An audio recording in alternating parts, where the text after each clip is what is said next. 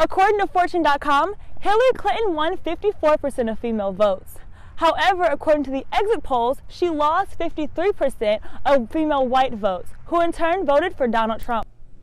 Although crime in the Black community is still a pressing issue, many leaders and organizations are taking steps to uplift and support the Black community. Here at the Thurgood Marshall Center, where major leaders throughout history are working to improve the stature within African American communities everywhere. It will air in a theater near you on February 8th. With Howard University News Service, I am Amber Tucker. If you're wondering how they came up with this great name, Stuber, the main character's name is actually Stu, and he's working for Uber. If you're looking for a comedy and action-packed film, this movie might just be for you. It will air in a theater near you July 12th. With Howard University's News Vision, I am Amber Tucker. 55.5% of those people were youth between the ages of 18 and 25. With Howard University News Service, I'm Amber Tucker. About 7,490 people are homeless in D.C. 40,000 people need affordable housing, according to the DCFunding.com. Nationally, homelessness has shrunk 12.9% in the last 7 years nationally. With Howard University News Service, I'm Amber Tucker.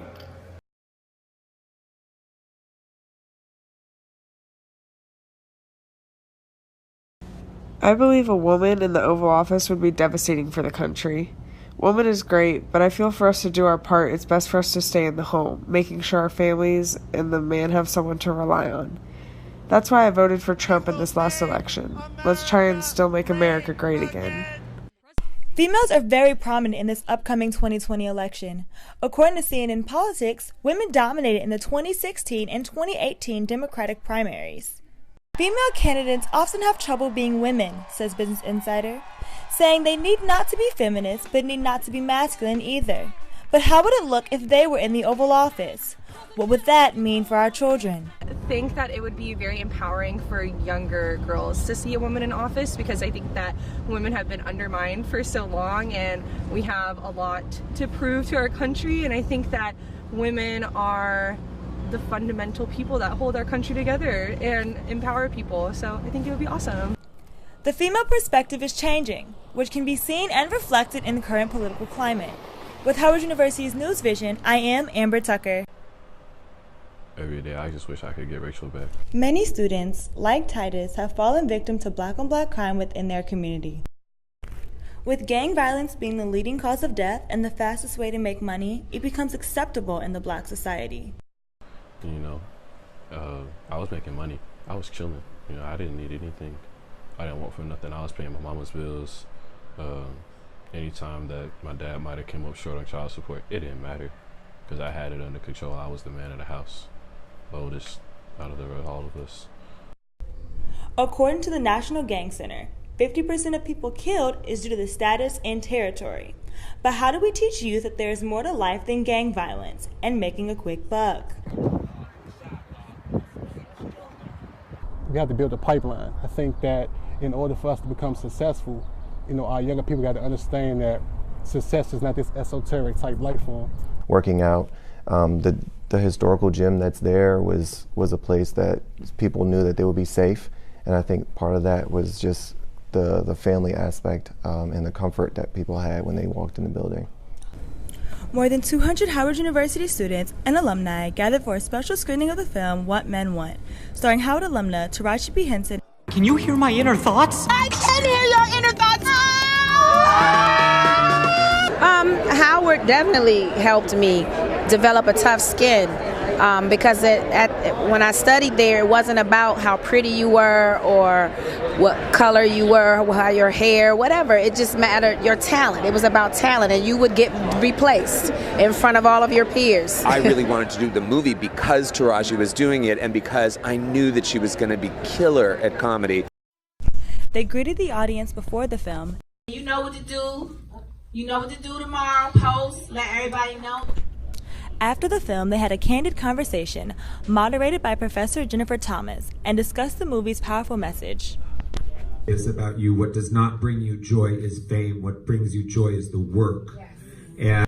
For those in attendance, Henson's work made an impact. She really did a great job with being hilarious and just really representing Black women who I think can really relate to that.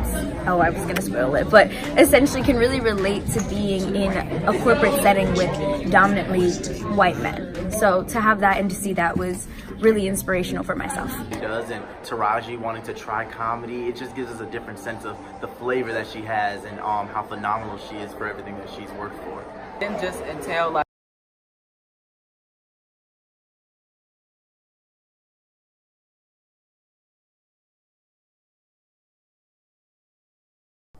Exhibitors bring in 2 million pounds of ice from Ohio every year to create a winter wonderland in the theme of a childhood classic movie. From Harbana, China, a troupe of Chinese artists carved the ice at the National Harbor in Washington, D.C. The exhibit is called Ice. It's our very first time. In Imperial China, these ice sculptures were known as ice lanterns, which were used to light the night sky by the hunters. Now, as a tribute to those brave hunters, these sculptures pay homage through these modern exhibits. I love ice. I actually used to work here. Okay. So this is my 3rd time coming, but I love ice because this particular one is because of Charlie Brown. It's always been my favorite since I was a little kid. So I love it. Each piece of ice tells a story as it did in China. The United States used these ice sculptures to display and celebrate childhood movies. When looking at the sculptures, it's more than just one type of ice. 36 truckloads of ice come in a 3-week span. Then the artists sculpt 3 different types of ice. It was amazing, cold and amazing. The top sculptures include clear crystal ice, snow-filled ice, and everyone's top favorite, colorful ice. Each ice piece takes about 48 to 72 hours to adapt to the color or shape.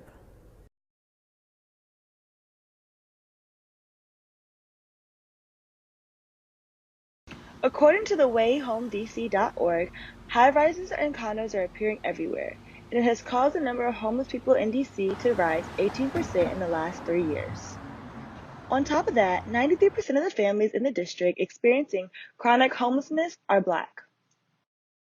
And to fight for change at lots of different levels. At the building level, it's saying developer, fix your bad conditions, give these people a long-term lease, and stop raising the rents where people can't afford it. Children make up 29% of the homeless quota. Everyone used to have a home. They've been evicted from that home, so they've lost it. And we have 6,000 homeless children in D.C. in the D.C. public school system this school year. 6,000 kids. I mean, that's like crazy. With there being only 12 homeless shelters in the entire district, it makes giving a family a bed a hard decision. I think what a lot of people don't realize is there's a lot of folks who are on the street and are working, but because rent is so high, can't work and afford rent.